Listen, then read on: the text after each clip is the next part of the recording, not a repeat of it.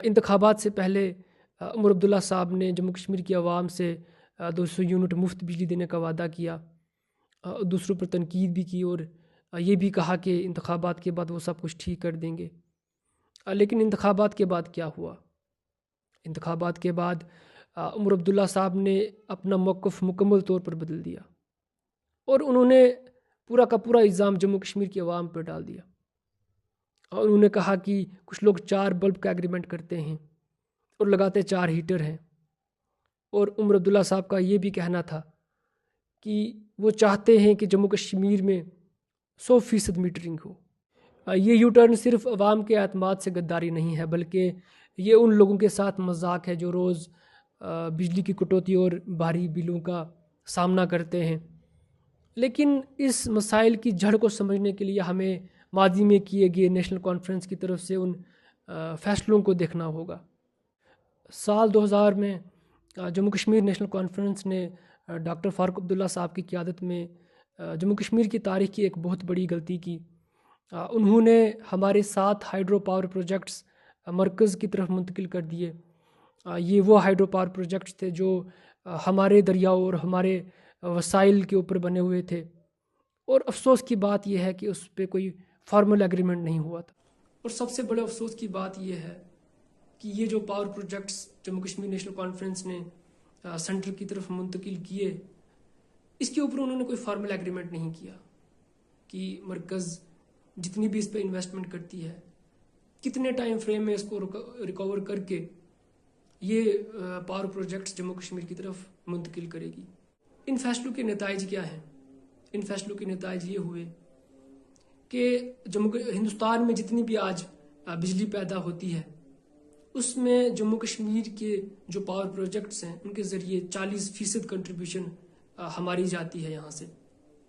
اس کے باوجود افسوس کی بات یہ ہے کہ آج بھی جموں کشمیر کی عوام کو بجلی کٹوتی اور مہنگے بلوں کا سامنا کرنا پڑتا ہے۔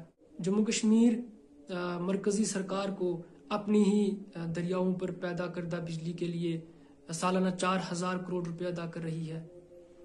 یہ ہے جموں کشمیر نیشنل کانفرنس کی قیادت کی حقیقت، عوام کے وسائل اور ان کے اعتماد کے ساتھ دھوکہ۔ اب آپ سمجھ گئے ہوں گے کہ یہ مسائل آپس میں کیسے جڑے ہوئے ہیں۔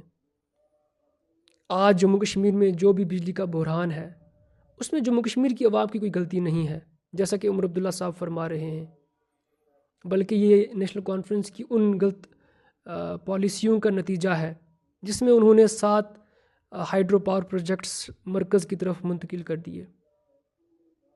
جموں کشمیر نیشنل کانفرنس نے جموں کشمیر کی عوام کے ساتھ 200 یونٹ مفت بجلی دینے کا وعدہ تو کر دیا، لیکن ساتھ میں یہ بھی انہوں نے یقینی بنایا کہ اپنی ہی بجلی کے لیے ہم دوسروں پر انحصار کریں۔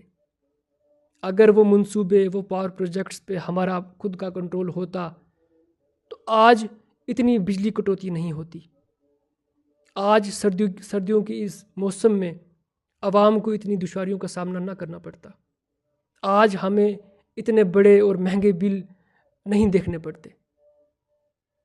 اس کے بجائے جموں کشمیر کی عوام نیشنل کانفرنس کی ناقص حکمرانی اور نااہلی کی قیمت چکا رہے ہیں۔ میرے عزیز دوستو، یہ صرف ایک ناکامی نہیں ہے بلکہ یہ ایک دھوکہ ہے۔ نیشنل کانفرنس نے ہماری جموں کشمیر کی اپنی روشنی، ہمارے وسائل اور ہماری عزت چھین لی ہے۔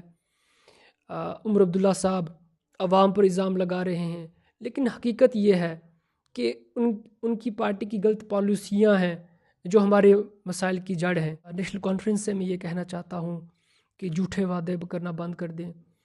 آپ کی باتوں سے ہمارے نقصان کی تلافی نہیں ہو سکتی۔ صرف باتیں کرنے سے انسان وعدوں کا پابند نہیں ہوتا، وعدوں کا پابند ہونے کے لیے عمل کرنے پڑتے ہیں۔ اب وقت آ گیا ہے کہ نیشنل کانفرنس اپنی ذمہ داری قبول کرے اور جموں کشمیر کی عوام کے لیے وہ جو وسائل ہم سے نکل گئے ان کو واپس لانے کی کوشش کرے۔